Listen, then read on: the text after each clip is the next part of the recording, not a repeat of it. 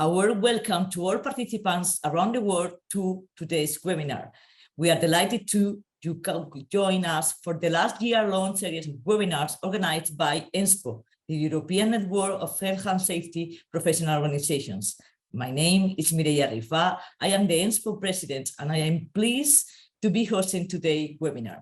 I will be your moderator for this session, and I will be joined by a fantastic panel of guest speakers representing our ENSHPO network and partners, who I will introduce to you shortly.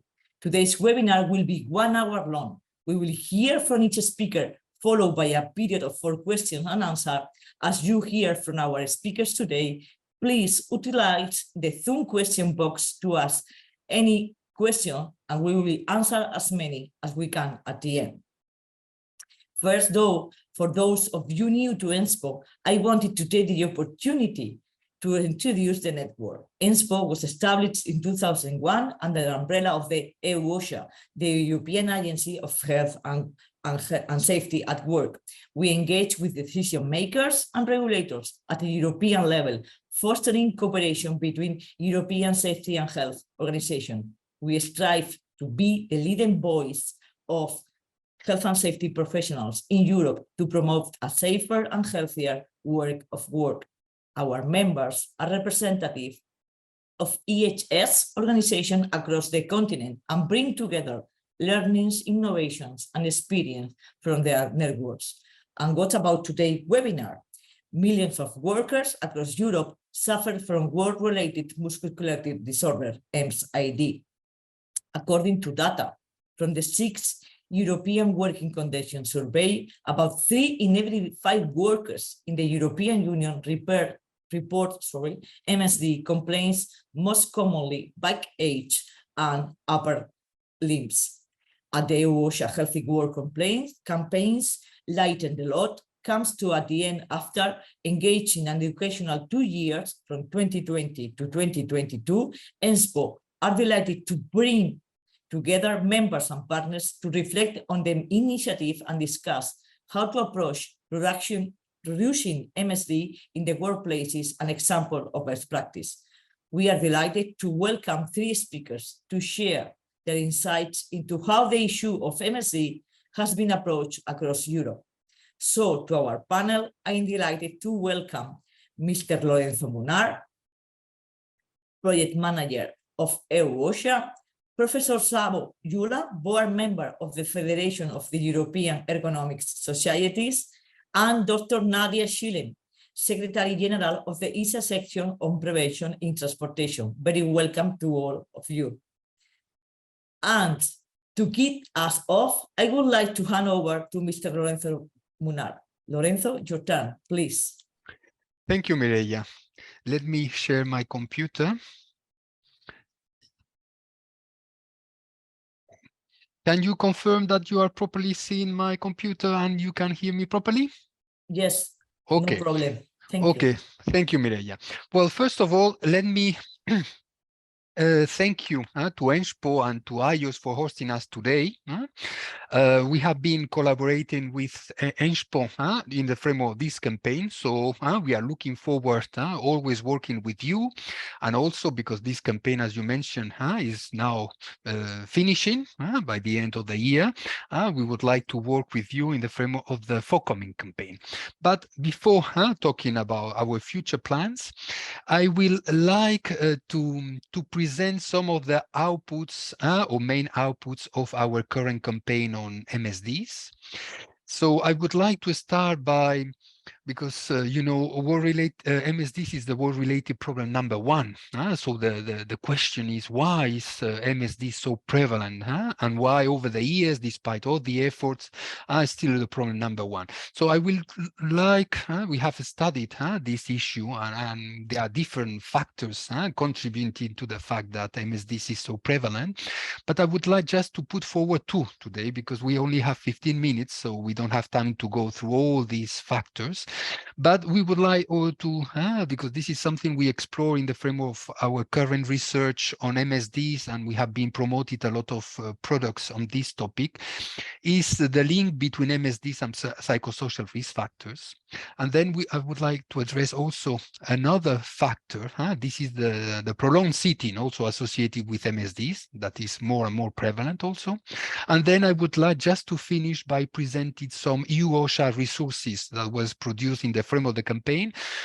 And I think perhaps that could be also interesting for you, because I'm aware that I'm addressing basically OSH professionals. And apart from setting the problem, it's always good to share examples of good practice or practical tools that have been developed to be used at the workplace level.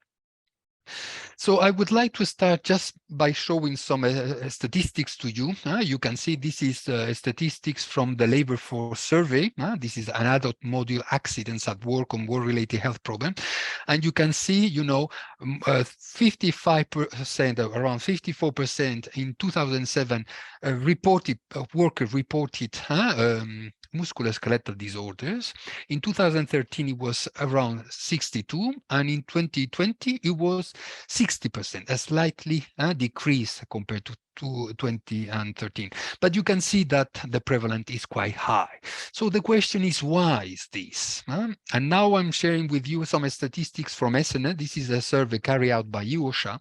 So you can see here risk factors like lifting or moving people or heavy loads. It was 59 in 2014, and it was 64 in 2019. Repetitive hand or arm movement was around 60% in 2014 and 69 in 2019. So you can see the traditional MSD's risk factors, the biomechanical ones, are quite high, and you can see they are not decreasing over the time. And then you can see, for instance, and this is something I would like to put forward, how prolonged sitting is also increasing over the years. And you can see prolonged sitting is what we call static postures, and they are also associated with MSD. So these are elements contributing to explain the high prevalence of MSDs. Then we have also a new and emerging risk is, well, not so new because we know, but it's new in the sense in terms of prevalence. It's the work-related and psychosocial risk factors are also increasing over the years. You can see work-related stress, overall fatigue, verbal abuse, anxiety. And in our research, we have shown how self-reported MSDs and organization and psychosocial risk factors are associated. So back pain is associated with anxiety, overall fatigue, mental well-being, and we could say the same for lower limb disorders and upper limb disorders. So this is something I would like to spend a few more minutes talking about, the association between MSDs and psychosocial risk factors. Because normally, we always say MSDs are multifactorial. We have biomechanical factors, we have psychosocial, organizational, and personal, but the tendency is to focus always on the biomechanical. And the idea is to start paying more attention to psychosocial risk. It's clear that physical risk factors usually are the main factors causing MSDs, but workplace psychosocial risk can contribute significantly to the onset of MSDs. And what is clear, they play a key role in the process of exacerbating a pre-existing problem. Basically, from an acute problem, MSDs, to chronic MSDs. They play a key role. This is something we know. And there is a two-way association between psychosocial factors and MSDs. We have psychosocial risk factors can contribute to the causation of MSDs, but having an MSDs can lead to negative consequences like including job dissatisfaction and poor psychological health. And it's normal because if you suffer from MSDs, you have pain, and it's normal that it has an impact on the psychosocial health. Then is the pathway between psychosocial risk and MSDs. It was not so clear, but the new evidence now provides more information. Basically, it's through stress. This is the main factor, is explaining how psychosocial risk can contribute to MSDs, because stress leads to physiological changes in the body, and persisting stress may lead to hormonal changes, for instance, release of corticosteroid hormones that have play a role in the onset of MSDs. They increase the muscle tension, also has an impact on the tissue repair mechanism, and increase pain awareness perception, which is key in terms of chronic MSDs for people suffering from chronic MSD. So the pathway is basically explains through the role played by stress.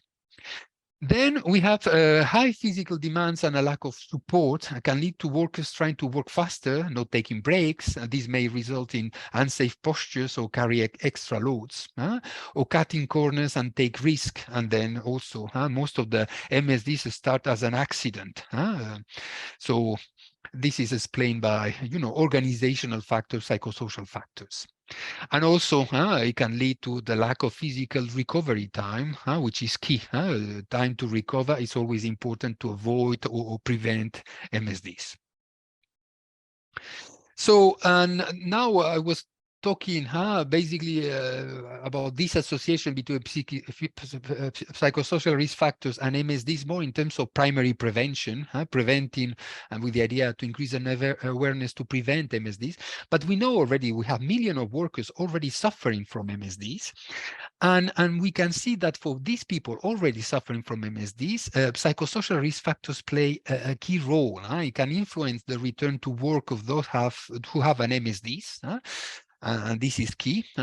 Also for the retention of workers suffering from MSDs. Because workplace psychosocial risk factors can increase the risk of the MSDs reoccurring. And this is important. So to take into account the psychosocial risk factors, not only in terms of primary prevention, but also for those already suffering from MSDs.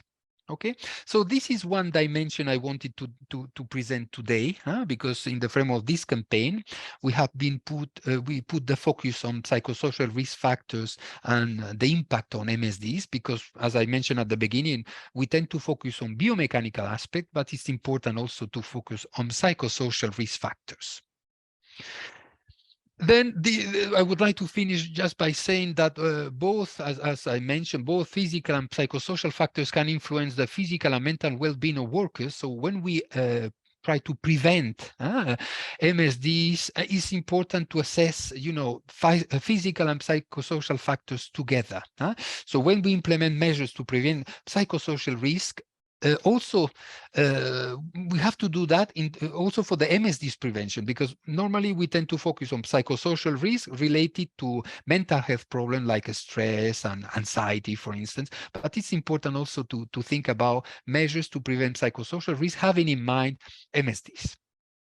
And now I would like to move to the other topic I wanted to present today is prolonged sitting, because this is something also the static postures when dealing with MSD have been neglected over the years.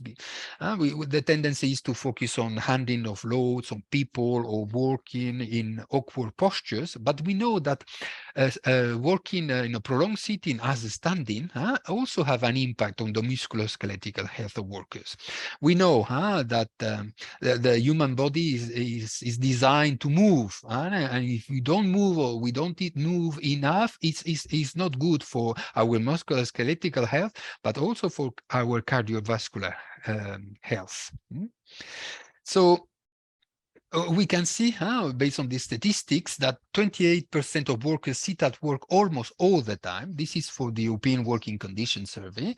And from SNR, we know, this is a survey carried out by us, 60% of workplaces report sitting as a risk factor. So we can see over the years that workers spend more and more time working in a sitting position. So in terms of the strategy to reduce sitting, of course, we have to build on risk assessment. This is always the key to manage risk. So good prevention practice includes, of course, ergonomics. This is a minimum, but also to take into account the workplace organization of work, organization of work, and also to implement measures to promote movement that it will involve for sure health promotion, the involvement of workers, because we have to increase awareness about the importance of moving while working, and also to promote active ways of working. So through the campaign, we have been promoting some kind of message like, or concepts like this idea of dynamic sitting, by saying that no one best sitting posture. So just it doesn't mean that we have to move in a very active way, but just simply moving a little bit, not avoiding to sit, to be sitting in a still position over a long period of time is always good. And this is basically what we are promoting, this concept of dynamic sitting. Also, because don't substitute standing for prolonged sitting, because we know that the opposite of sitting is moving, is not working in a standing position. Because, and this is something I didn't mention today, but prolonged standing can be even worse than prolonged sitting. So it's true that we have a standing and, well, desk allowing us to work in a standing and sitting position, but the idea is not to alternate, sitting and standing, but also moving, because this is the other message we try to convey over our campaign: is the best posture is the next one. So this is just now finalizing. I would like to finalize my presentation. I just would like to remind that we have been running this campaign on MSDs. We have been focusing on different priority areas. You can see them here. Today I address, the topic of sedentary work and psychosocial risk, but we explore and we have promoted a lot, we have developed a lot of material information related to other priority areas. If you are interested, I invite you to visit our website. This is the link. And now I just would like to very quickly to show you some of the campaign materials and resources we developed for the two areas I presented today: psychosocial risk and MSDs, and prolonged sitting and sedentary work. We have campaign info sheets in different language version. We have PowerPoint presentation. We have a tools and resource databases in which we identify practical tools. So you can click on these links and you will have access to the information. So this is practical material we put at your disposal. Of course, we also have reports, articles, OSH Wiki articles. This is for psychosocial risk. For sedentary work, we also have campaign info sheet, infographic, PowerPoint presentation, the database I mentioned to you, and reports providing not only information, knowledge, but also practical tools, tips, and good practice information. And also related to sedentary work, we also have, we develop in the framework of the consortia we are involved with NAPO. I don't know if you know NAPO, but we develop some practical NAPO videos, very useful. And this is all from my side. If you have questions, I'm happy to answer them. Thank you.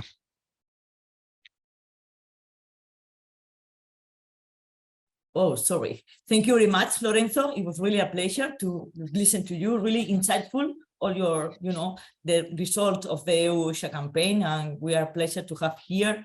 And I, for sure, later on, we will have some questions for you. And now I would like to introduce our second speaker, Professor Savo Yula. You have the floor. Thank you very much. You're on mute now. Okay, thank you. Thank you for the invitation. It's very great to be in this company after Lorenzo taking over. So I'm sharing my screen, and I'm teaching at Budapest on occupational safety and health specialists at university level. And on the other side, I'm an ergonomist, so I know what I'm talking about. This is the border, or maybe the overlap between the ergonomics and OSH professionals. So what I'm representing now is the Federation of European Ergonomic Societies, and we are an umbrella organization in Europe, and our members are national ergonomic societies. You can see some logos of our members. We are present in the Netherlands, in UK, in Spain, everywhere in Europe, up to Latvia and Lithuania and Bulgaria. So if you want to find an ergonomics, you can find your local ergonomics society, or if you are operating on European level, you can find the Federation of European Ergonomics Societies. So this is the background. We are partnering with EU-OSHA from the very beginning. So we are the longest, or one of the longest standing campaign partner in Europe. And this is our possibility to work together with Lorenzo and with Mireia recently. And it's great to see this Lighten the Load campaign, because it's very high content on ergonomics. So, but I can't resist to have a slide, what is ergonomics, or with other term, human factors. It's a discipline and it's a practice, and I think it's very important that it has a very high quality knowledge, and at the same time we are practicing, we are working on field, and we are trying to improve the life of humans, and our objective is threefold. We want to improve the performance at the workplace, maybe it's productivity or quality. We want to improve health and safety of workers, maybe we can call it well-being. And on third, we want to improve the satisfaction, because we think that satisfaction will have an effect on the other two. So we always set the criteria when we start some ergonomics activities, and it means we have methodology, and we use the system approach to cover all the interesting part of the problem. I want to highlight that ergonomics, or with other term, human factors, doesn't equal to work-related musculoskeletal disorder. I need to tell it because we are talking lots of ergonomics in this campaign, and it's great because it makes a big promotion to ergonomics, but it's part of the practice at the workplace to improve working conditions, but it doesn't equal, so not just sitting and the chair and physical load is ergonomics, but we have other fields of ergonomics, which are cognitive ergonomics and organizational ergonomics. So when we try to fit together the task, mental part to cognitive abilities, it's called cognitive ergonomics, and the upcoming EU-OSHA campaign will deal with digitalization, and I hope we will continue the campaign partnering on software ergonomics in the upcoming campaign. And we have organizational ergonomics, when we try to fit together the organization and workers or teams, or more organizations, or maybe with more extended technological systems like information systems, and this can lead to the platform work issue. So it was just a reminder that ergonomics is a fit humans and the task, and we want to improve conditions. So if we look at ergonomics in a very, very narrow sense, then it's the physical ergonomics in the workplace. And really, as Lorenzo very greatly told us, we have a very big burden on different body parts, with back pain, on the shoulder area, maybe with the eye and with the computer work. I need to say this because when we are making the risk assessment or the musculoskeletal disorder risk estimation, we usually use tools, so-called ergonomics risk assessment tools, but again, it's a musculoskeletal disorder risk assessment tool to assess the risk to different body parts. So usually when you see at risk assessment tools, they are dealing with different body parts. Okay, if you need to remember something is that we think that the three most important factors of musculoskeletal disorder are the force, the frequency, and the posture of the movements.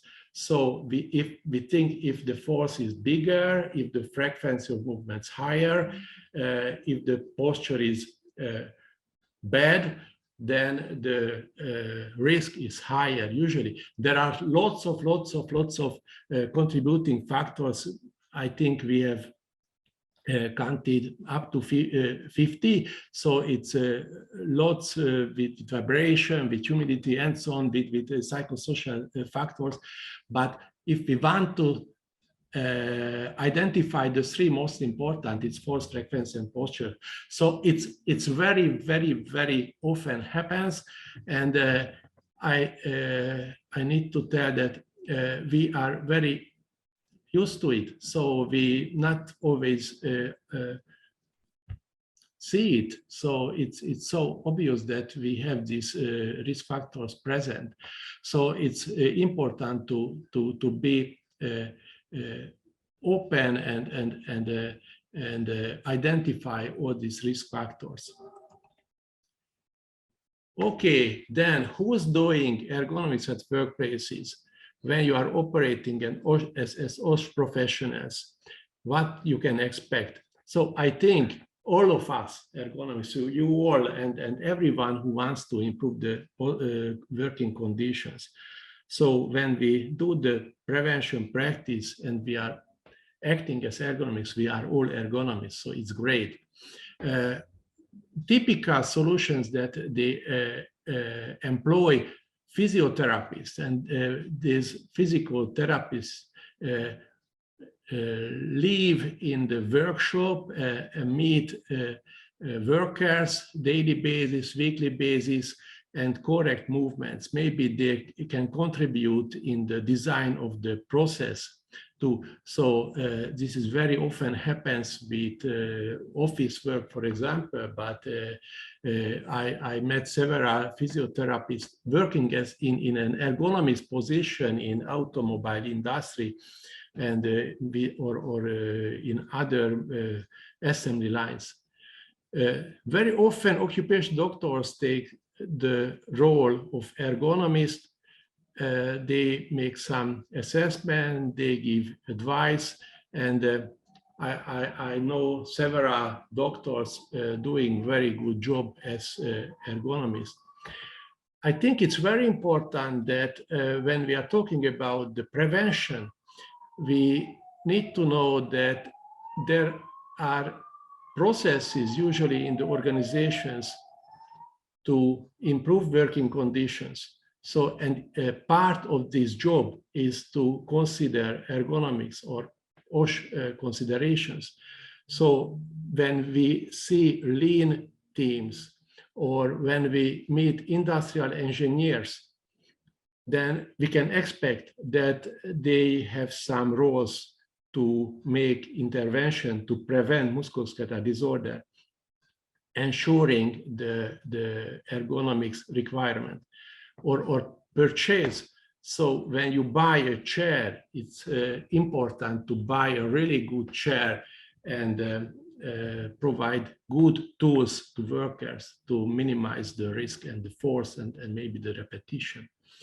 Okay, or when you design a good product and therefore you reduce the movement requirement of the assembly. So parallel, see Industry 4.0. So you all, again, are doing ergonomics and risk prevention. And of course, here we are, occupational safety and health specialists, and we have some roles with musculoskeletal disorder prevention too. What is it? I think it's like with every other risk, we need to contribute to the risk prevention, ensure the compliance, ensure that all the requirements are met, and so on. So we have process for HR. We can support HR from OSH perspective. So, or we have maintenance, we have lots of processes. In several companies, we have independent process for ergonomics improvement. So they are running projects or just a process, and they have and employed people in charge for ergonomics, maybe industrial engineering or anywhere in the organization. Maybe it's you in the HR. Next is an EU-OSHA slide. It's the reflection that from OSH perspective, we use the risk approach. So we are doing the risk assessment to understand the situation. And I think from this side, it's very important that sometimes at the beginning, you need to decide who will lead the process. So maybe it's you as a safety professional, OSH professional, or you will invite someone, an ergonomist, or maybe the physiotherapist, or the doctor, or other, or maybe a consultancy firm to help you with the risk assessment. Maybe you will make it bigger, maybe you did do it deeper, or maybe you will channel this risk assessment to an ergonomics improvement project. When you are doing this, you need to have tools. And I think this is a very practical part of my presentation, because it shows what aspects you need to consider when you are choosing a tool for the ergonomics assessment, because there are lots of tools out to assess musculoskeletal disorder risk factors, but you need to find the best fitting to your situation. So you need to consider the activity. What are you doing? What is the purpose of this activity? So in the OSH risk assessment, usually you are doing a screening. So you are using the very simple tools. Maybe you have better resources. Maybe you have a stronger time constraint. Maybe you have some history at the company. So lots of things to consider: the weight, how you organize the risk assessment, how you organize the ergonomics or musculoskeletal evaluation of your company. And it's very interesting. Who is the assessor? So what is the ability of personal competencies? What is the organizational habit? What is the requirement from the organization? What methodology fits better to the organization? Usually it's true that you need a toolkit, not just a single tool. Yeah, I know. So it's very interesting, so I need to skip some slides. I wanted to show you some examples, but I'm sure you can access these slides from the ENSHPO website, and you have always links to these tools. I just put here for illustration, paper pencil tools to the most modern simulation and motion capturing technology-based tools, or even using artificial intelligence to assess postures and movements. And if you want more, you can enrich your knowledge. You can go straight to the Train for Work webpage and enroll an e-learning course developed as an Erasmus project with the fees contribution. You can find an ergonomics, registered European ergonomics in the registration website. Or maybe you want to work with us in the International Ergonomics Association Technical Committee, Health and Safety.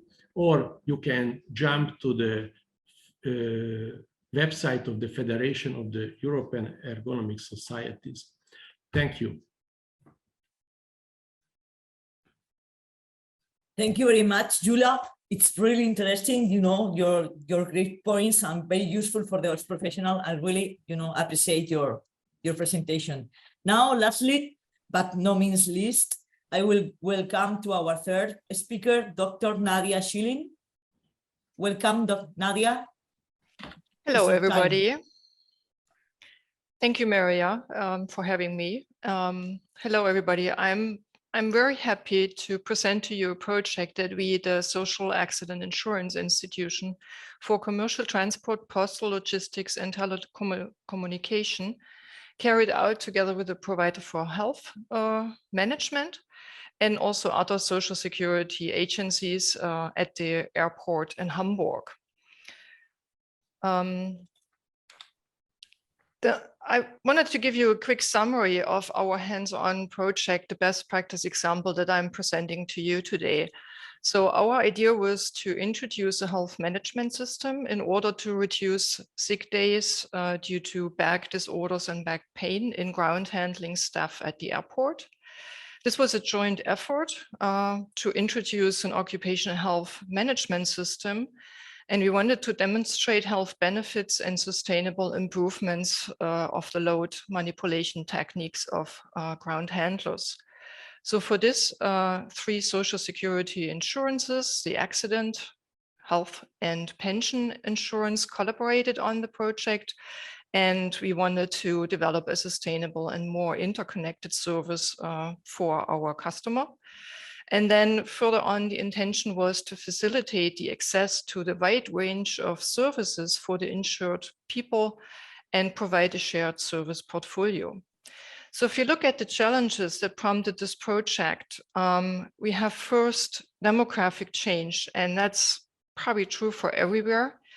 In 2014, the average age of a blue-collar worker at the Hamburg airport was 44. So now everybody can guess just quickly, what will the age be in just 2 years? It's going to be 54. And the data from an EU-OSHA publication show that independent from the body region, upper body, lower body, or back, musculoskeletal disorders are clearly more prevalent among older workers. So if you look at the graph on the right, compared with the upper and the lower body, back disorders are clearly predominant across all ages. And the green and the dark gray categories equal the age groups of the ground handling staff at the airport in Hamburg. Furthermore, the entrepreneur had incentives in place already, but there was a low participation in those previous programs. And so monetary support for fitness studios and so on did not result in the desired impact on the health of the ground handlers. The next challenge was that there was a high number of sick days just due to musculoskeletal issues or back issues. Just 1/5 of all sick days alone were due to MSDs. And not only are certain occupational groups are more exposed to increased strain on their skeletal system, but if they have had MSDs before, as you can see in the left column, they are more likely to be absent from work more often and for longer. So in comparison, the 2 columns on the right show workers with other health issues or no health issues in terms of their absent days or sick days. Another challenge is that for the entrepreneur is that there is a lack of suitable junior staff that is physically fit enough to manage the workload. And one aspect of that may be that ground handling staff has on average a rather low level of education. Ground handlers are often unskilled workers, and most of them come from other sectors and jobs. And we do know that with decreasing levels of education, the probability of reporting MSDs increases. That is, on the left-hand side, workers with pre-primary or primary education are more likely to report muscular pain and are more likely to report chronic musculoskeletal diseases. Furthermore, we have high strain and stress on the musculoskeletal system due to the heavy loads, and there is the manual handling of luggage, often in constrained positions. So let's have a closer look what that actually looks like in practice. Ground handlers They have to lift, they have to carry, they pull, they push many pieces of heavy luggage every shift. They do that in high frequency, over long periods, and in constrained postures. So if you think about it, how many pieces of luggage does a ground handler move per shift? So in Hamburg, it is 1,100 pieces per shift. That sums up to about 25 tons. And that at an age of about 50 already. And these stresses and strains, they can result in injuries and diseases of the musculoskeletal system, especially the back. On top of that, we have always time pressure due to peaks of airplane clearance and also very tightly clocked services around airplane dispatching. So what to do about it? The working environment itself can only be modified and improved to a limited extent. All the possible technical measures such as vacuum, luggage lifters, hook lifting devices, optimized conveyor belt trolleys, and so on, they already have been implemented. Work processes were optimized as much as possible. For example, workload peaks are absorbed by job rotation and so on. And so that left us with behavioral measures or prevention in behavior. And so the entrepreneur decided to implement an occupational health management system that aimed at health benefits and also sustainable improvements of load manipulation techniques.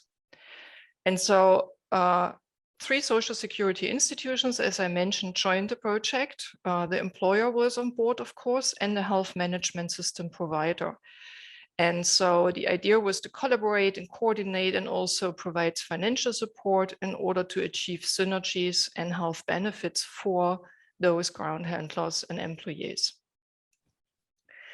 So in practice, that's what we did. The first step was a risk detailed assessment and also, as you can see here, the determination of the stressful movements. Then there was a part of education. As you can see here, the physical therapist is explaining the good posture. The participants were recorded in their task-related movements. And then afterwards, that was discussed. And then there were corrections or suggestions on how to improve the movements. And that was done in group, as you can see here. They had health coaches. Those were colleagues that were specifically trained to provide peer-to-peer support. And that additionally was accompanied by individual training to really address problems that the people have. And here you can see the job simulator. It's basically lightweight, sturdy cups that can be assembled to simulate different jobs, as you can see. And also the system is very easy to assemble, and this way you can have different training situations. And this is the final setup. As you can see, a little illustration here on the left-hand side that stands for a regular fitness studio, and on the right-hand side, different jobs around ground handling in their setups. So a variety of professions and activities can be simulated by just reassembling the sturdy curbs or quarters that you can see here. So in summary, we had a training center, basically a fitness studio, and the job simulator for ground handling tasks. And in the fitness studio, the participants got some strength and endurance training. And then for the job simulator, there were different jobs that were simulated. And so the workplace related training could take place there. The health team comprised physical therapists, sports scientists, trainers, physicians, and they gave also very personal individual feedback that addressed the problems of the person that was at the training. Additionally, as I mentioned, there were health coaches that provided collegial supervision for work process optimization and peer counseling. The training took place during working hours and near the workplace in order to limit transfer times. And so that made a huge difference. So what happened was that times during the day. As you can see here on the bottom right, there are always times with lower peaks of airplanes coming in. And those times with lower workloads were used for training and exercise. So these peaks of plane dispatching, but also the waiting times could be used for training, and those lower workload times specifically were for exercise and training. The targeted groups were mainly baggage loaders, but also later on aircraft cleaners and bus and tractor drivers were included. So altogether more than 850 to be precise, had access to the training and participated in endurance and force training to strengthen their system, but also in the task-related training in the job simulator. There were challenges, individual and team challenges, and prizes for teams and individuals that participated, and that raised motivation, of course. And then there was also personal training and coaching to address specific individual problems. Our approach was evaluated scientifically as well, of course. We had a collaboration with the University of Applied Sciences in Hamburg, and kinematic analysis evaluated 15 criteria for posture and movements of the body before and after the training program. And then also we used several questionnaires for individual strain perception and general health overall. So what were the outcomes of our project? First and foremost, this program reduced the days of incapacity to work due to back problems by almost 40% within the first year. The evaluation showed that the workers were able to implement the optimized handling techniques, which were still detectable after several months. The postural analysis indicated lower strain and stresses on back and shoulders due to improved handling techniques and also overall better fitness. The successful approach encouraged the employer to continue the program beyond the project's end, meaning that he, by himself, financed the continuation of this program. Furthermore, the health management provider adapted successfully the job simulator concept to other jobs, as I mentioned, such as airplane cleaners, bus and truck drivers, for instance. And then the challenges and competitions that engaged the people were very motivating for workers, and that promoted team spirit, and that's an important part for worker retention.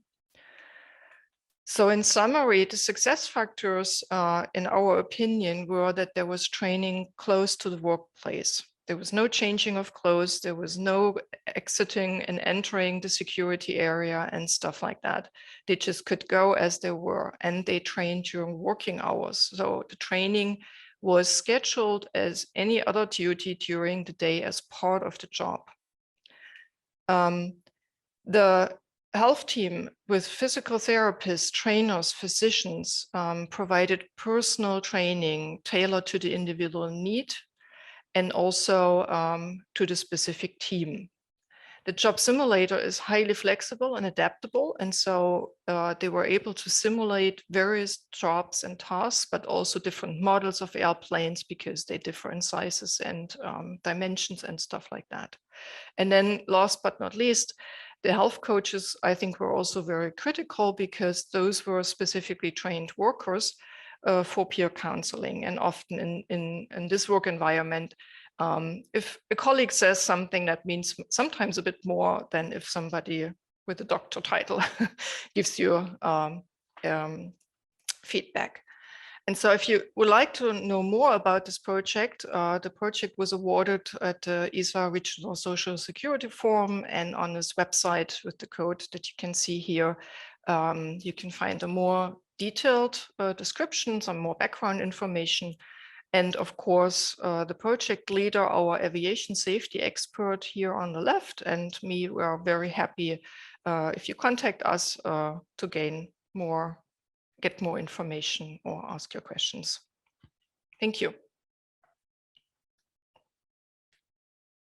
Thank you very much, Nadia. Thank you for your presentation. I really appreciate your support to ENSHPO, and what a fantastic set of speakers and what a great insights we have gone from research go through, tools and methods for all professionals and finalize with the best practice coming from Nadia's presentation. And now we have here this so far straight insights. So now I would like to have some time we have remaining for questions. So first I have one here that coming from Lorenzo. If not mistaken, a lot of resources were promoted in the framework of the campaign, most of them then intended to IOSH professional among others. Would you please tell us more about them? Yes, of course. In the framework of the campaign, the main objective is to increase awareness, and we develop new knowledge. But what we want to do is to reach also the workplaces and to have changes at workplace level. That's why we are quite far, because we work at European level, we are quite far from the workplaces. So that's why we are very happy to collaborate with ENSHPO and the IOSH professionals, because you are in contact with the workplaces. So also, apart from developing practical tools and messages and stuff like this and convey messages, the idea this information is we are targeting IOSH professional, hoping that you will find this information, this tool useful, and then we can help you in the process of, you provide advice to companies, you work with them, so that could be also helpful for you. So that's why we look for this kind of collaboration with associations like you to reach, in this case, IOSH professionals and to reach workplaces. Yeah. For sure, Lorenzo, don't take any doubt. It's useful for us, and we are so happy to collaborate with the agency. And I have another question for Nadia. It's taking that, has this concept been transferred to other occupations? Yes, it has. As I showed, the job simulation is modular. And so it consists of those sturdy curves of different sizes, and therefore it can be assembled quite flexible. And so therefore it can simulate various jobs and various tasks. And it has been adapted, for instance, to jobs in health services for nurses and caregivers, because they have quite high ergonomic demands as well. And so, yeah. But if you think about it, I mean, you can imagine all kinds of jobs in logistics where packages need to be put onto shelves and stuff like that. So it's highly flexible. Thank you very much. I know that the key is that what you say about the training in the place and, the coach and all the multidisciplinary team working together. Yes, thank you. And I have another question for Yula. I'm here. Hi. We have a manual assembly line with some MSD cases. What should we do? Okay, it's very dependent on your organizational factors. So maybe you have a small organization, maybe you are in a bigger organization. So it's very, very dependent your situation.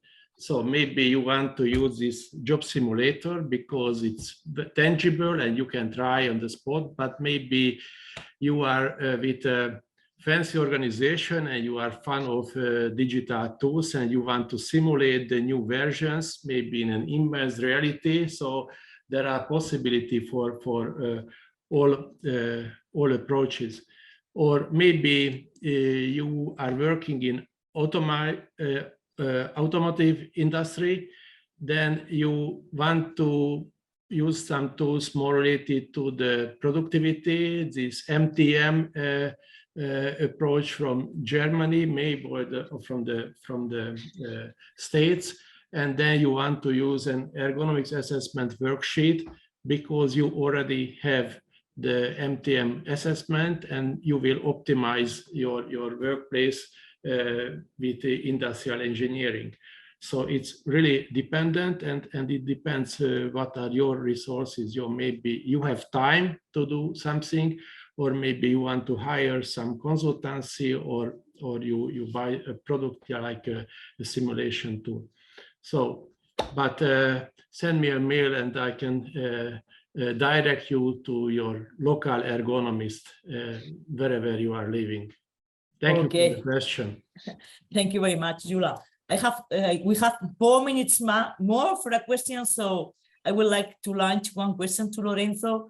This is our, last Healthy Workplace campaign coming from the EU-OSHA. Were you happy with the campaign? What about the next one? What is going on the next one?